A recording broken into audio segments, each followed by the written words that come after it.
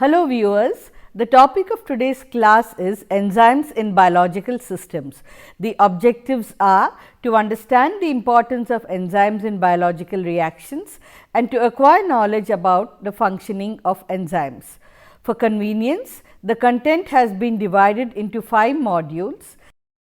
To go on to the first module, enzymes can be defined as catalysts of biological systems, which are remarkable molecular devices that determine the patterns of chemical transformations. They also mediate the transformation of one form of energy into another.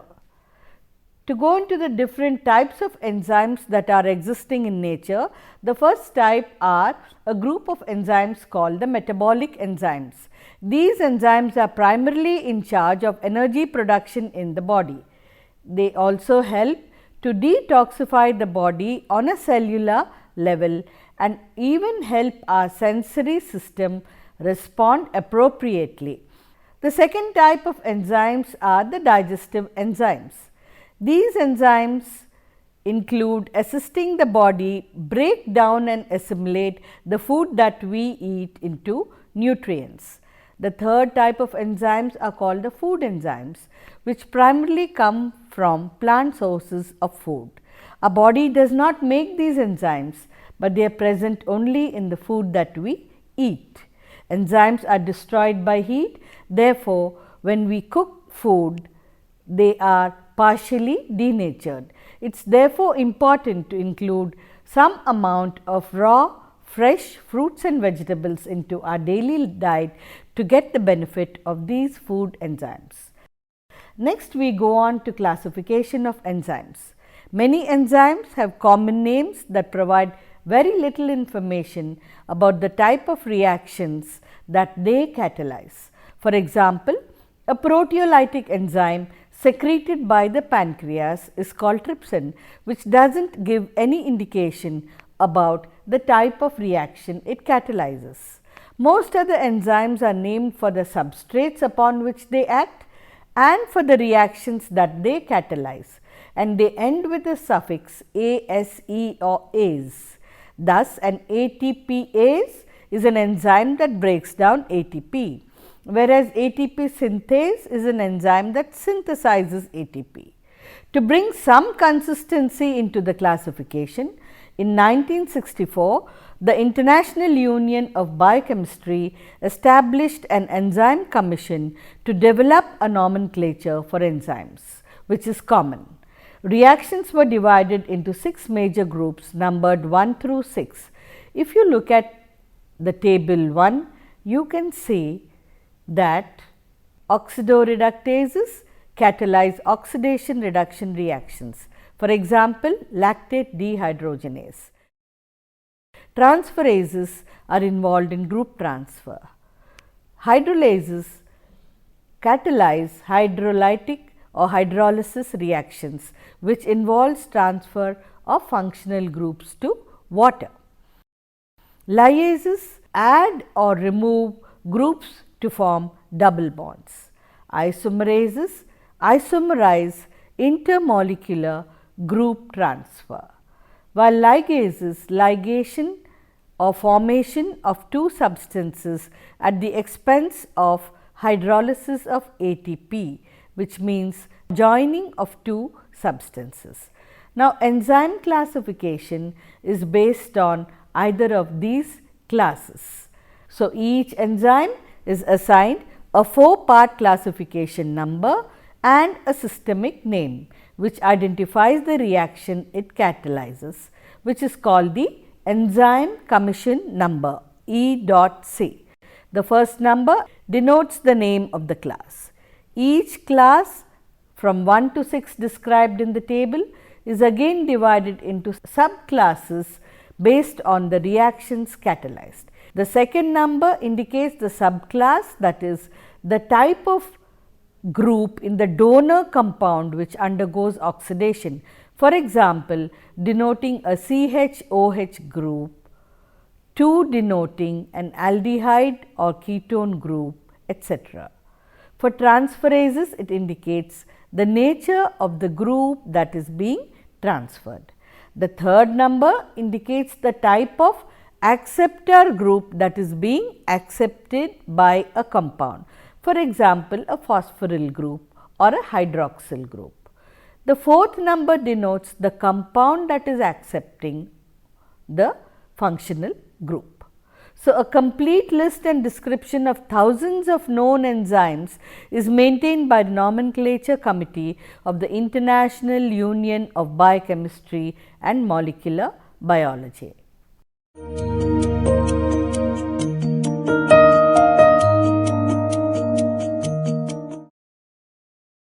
Enzymes are highly specific both in the reactions that they catalyze as well as in their choice of reactants, which are called substrates. An enzyme usually catalyzes a single chemical reaction or a set of very closely related reactions. The specific site on the enzyme where a substrate binds and catalyzes is called the active site, and each active site has a shape that fits a specific substrate or substrates only. Since the enzyme is a protein and since proteins contain amino acids, side chains that attract the enzyme's particular substrate are functional groups of amino acids which are projecting out into the active site. So, side chains are specifically positioned to speed up the reaction and specifically bind to the substrate.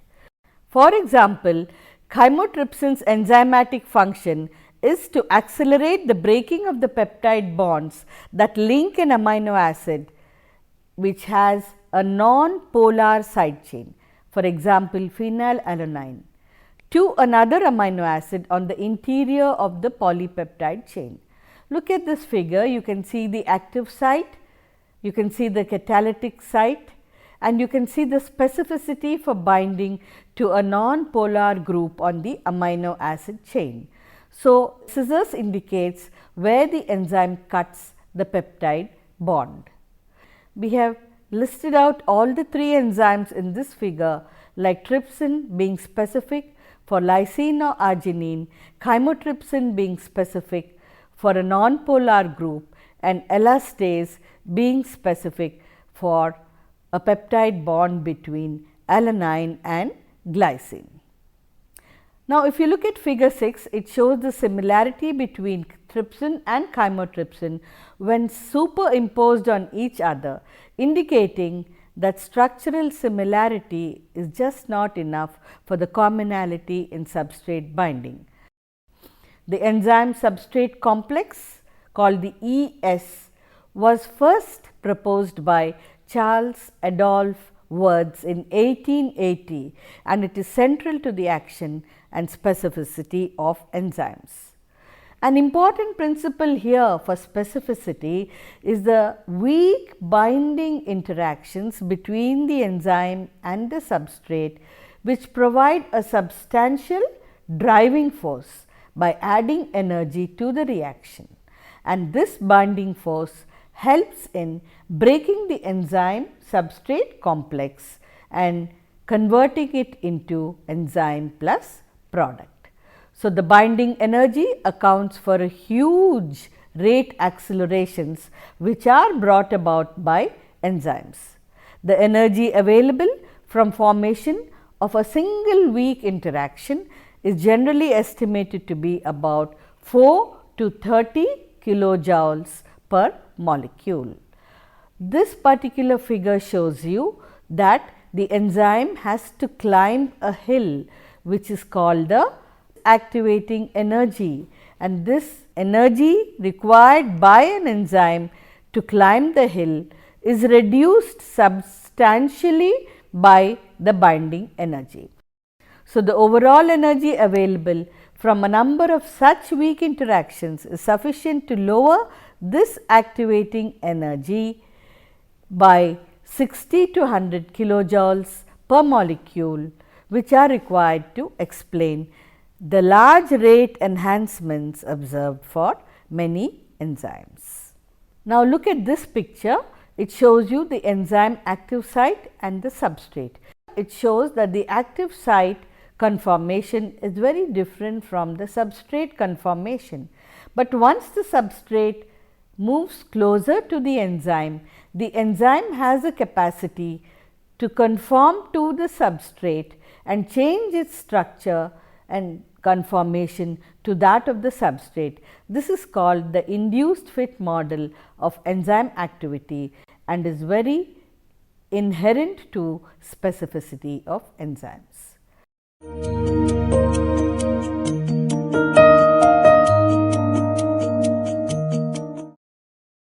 Now, we move on to module 3 and we will deal with coenzymes or cofactors and isozymes.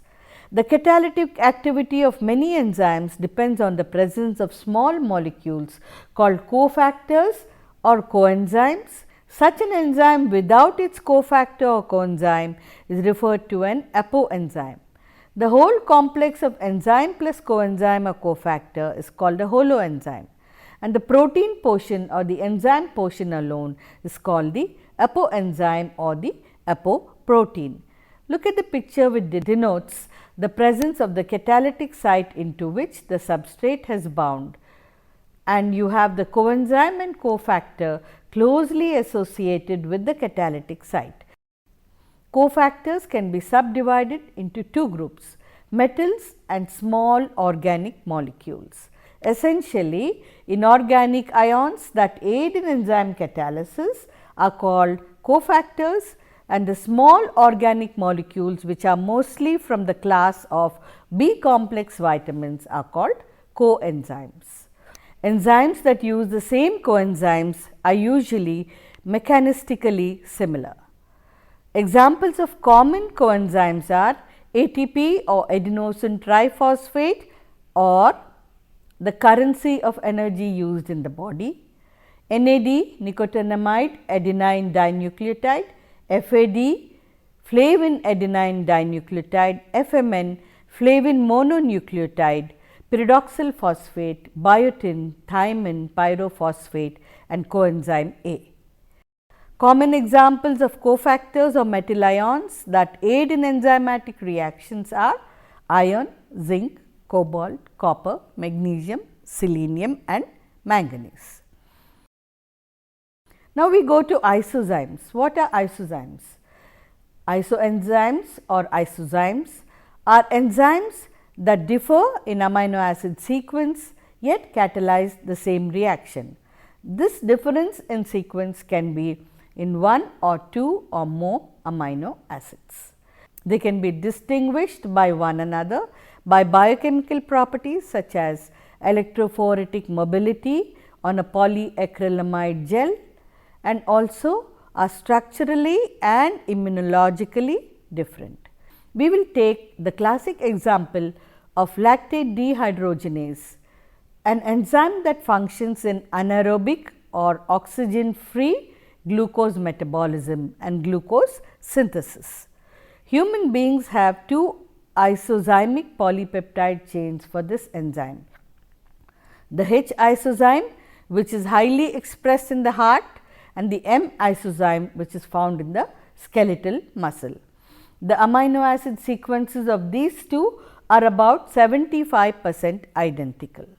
The functional enzyme is tetrameric in the sense it has 4 subunits, and many different combinations of these two subunits are possible. The M4 isozyme functions optimally in an anaerobic environment, whereas the H4 enzyme does so in an aerobic environment. This picture denotes the different types of the isozymes of lactate dehydrogenase. H4 is depicted in green, having all 4 subunits of the H type. H3M has 3 H type subunits and 1 M type subunit. M3H has 3 M type subunits and 1 H type subunits.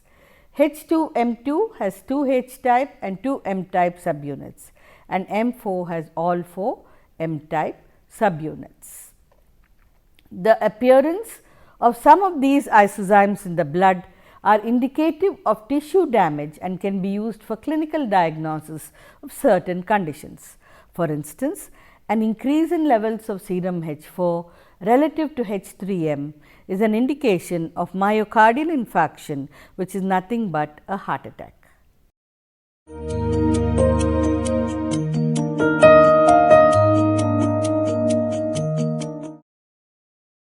A central approach to studying mechanism of an enzyme catalyzed reaction is to determine the rate of the reaction and how it changes in response to changes in experimental parameters. This discipline is known as enzyme kinetics. It is the oldest approach to understanding the mechanism of an enzyme catalyzed reaction. It is chiefly dependent upon substrate concentration, which is denoted in square brackets. Studying the effects of substrate concentration is difficult because during the course of reaction, it is very quickly converted to product. A simplified approach is to measure the initial velocity or initial rate of enzyme reaction catalyzed as V0, when substrate concentration is far greater than enzyme concentration, which is capital E denoted in square brackets. The effect of substrate concentration on velocity when the enzyme concentration is held constant shows that at relatively very low substrate concentration, the V0 or initial velocity increases very rapidly and linearly with an increase in substrate concentration. At much higher substrate concentrations, as you keep on increasing the concentration of substrate, V0 or initial velocity increases by smaller and smaller amounts in response to increase in substrate concentration. And therein a point is reached where further increases in velocity becomes vanishingly small as substrate concentration increases further, meaning it plateaus. This plateau like region is close to the maximum velocity that an reaction can reach. So, before the substrate is converted to product, it is held in an enzyme substrate complex, the ES, which is the key to understanding this kinetic behavior.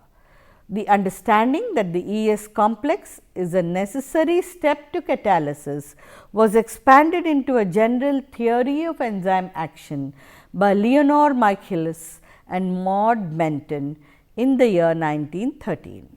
These are the two scientists who have first discovered the enzyme catalysis and kinetics.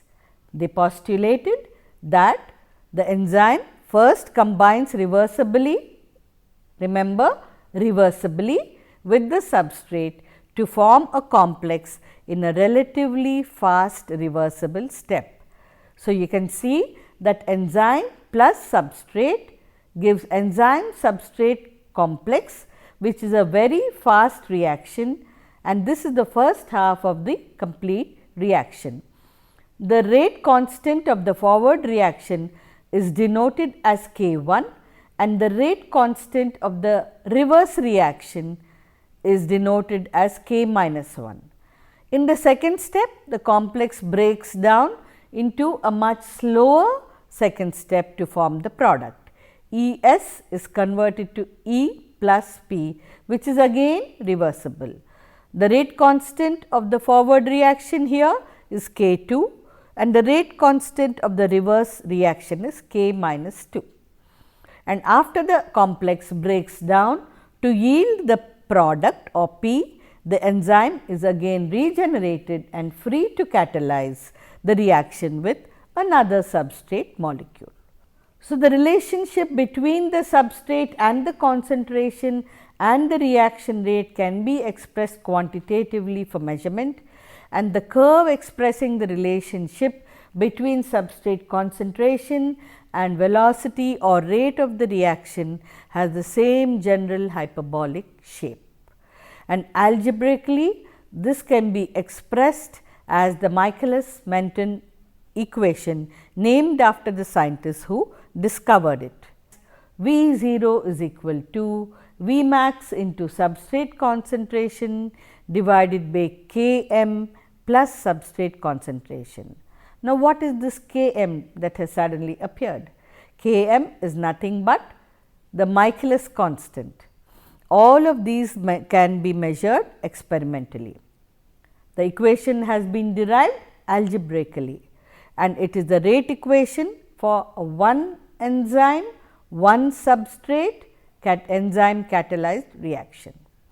It is statement of the quantitative relationship between the initial velocity V0, the maximum velocity Vmax, the initial substrate concentration, and all related through the constant Km. This Km has units of concentration. It has been derived from K minus 1 plus K2 by K1. We have already seen what K minus 1, K2 and K1 are. They are rate constants of the enzymatic reaction. So, K minus 1 plus K2 by K1 is nothing but Km. For example, at very low substrate concentration, Km is much more than substrate concentration, and therefore, the term substrate concentration in the denominator becomes insignificant. The reaction then simplifies to V0 is equal to Vmax plus S by Km, and V0 exhibits a linear dependence on substrate concentration, as can be seen in the figure. In the opposite situation, where the substrate concentration is very high and is much more than Km, then Km in the denominator becomes insignificant, and the equation simplifies to V0 is equal to Vmax, because the substrate concentration in the numerator and the denominator get cancelled out. And an important numerical relationship that emerged from this equation is the special case where V0 is exactly 1/2 of Vmax. So, if Vmax by 2 is equal to Vmax into S by Km plus S, on dividing by Vmax, we obtain 1 by Km plus S is equal to S by 2. So, when you solve the equation, it is derived that at exactly half maximal velocity, the substrate concentration that is required at this particular time point is called Km. So, Km can be defined as substrate concentration at half maximal velocity.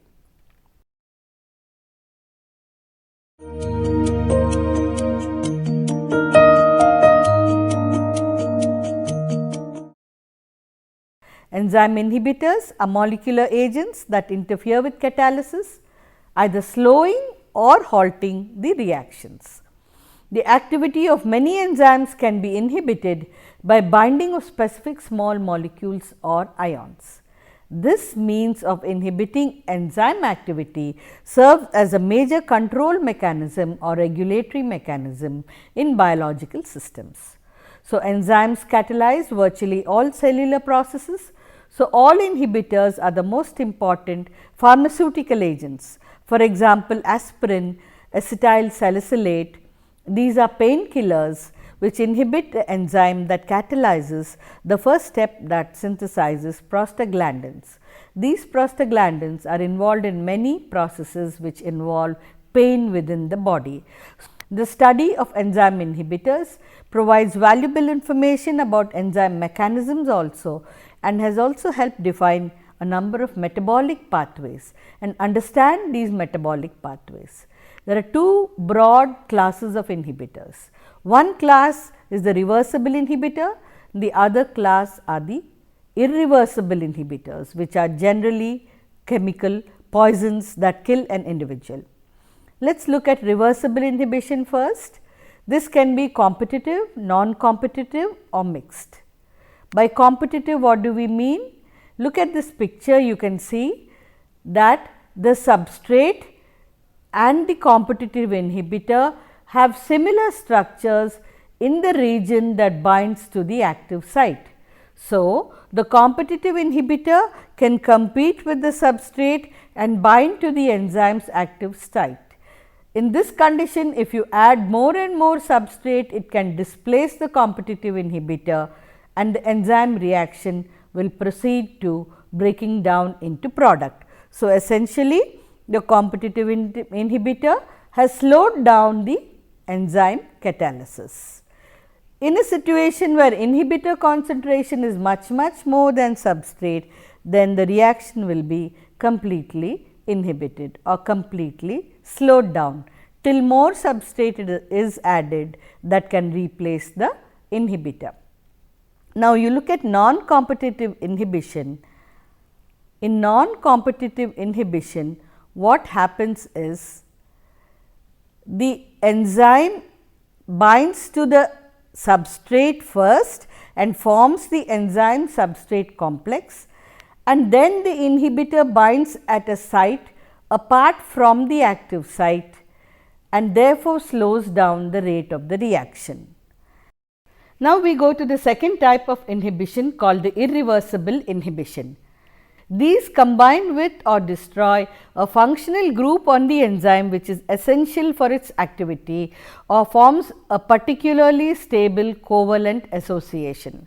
Formation of a covalent link between an irreversible inhibitor and an enzyme is common. If you look at this structure, the yellow line indicates the active site of the enzyme and the OH group is the functional group projecting out from the amino acid serine. The inhibitor is forming a covalent association with the O of the OH. The OH is released and the fluorine portion of the inhibitor is also released. So, the irreversible inhibitor has completely inactivated the enzyme active site by making the OH unavailable, and therefore, this enzyme is no longer able to catalyze a reaction. Carbon monoxide and many such poisons are examples of irreversible inhibitors which block respiratory reactions and result in death. The last type of inhibition, a completely different type of inhibition, is allosteric inhibition, which is essential to regulatory enzymes. In allosteric inhibition, an enzyme has a secondary active site called the allosteric site, and this allosteric inhibitor or modifier binds to this allosteric site and closes or distorts the active site. So, you understand here that binding of the modifier or allosteric inhibitor to a site apart from the active site changes the conformation of the active site in such a manner that it is no longer specific to the substrate and can no longer bind to the substrate. This prevents the formation of the ES or enzyme substrate complex. In allosteric activation, the activator binds to the allosteric site, allowing the active site to open up and bind the substrate much better than the previous active site. To summarize, I think we all understood from today's class that enzymes are inherent to all life's processes, and without enzymes and the reactions that they catalyze, life itself does not exist. Thank you and hope you enjoyed today's class.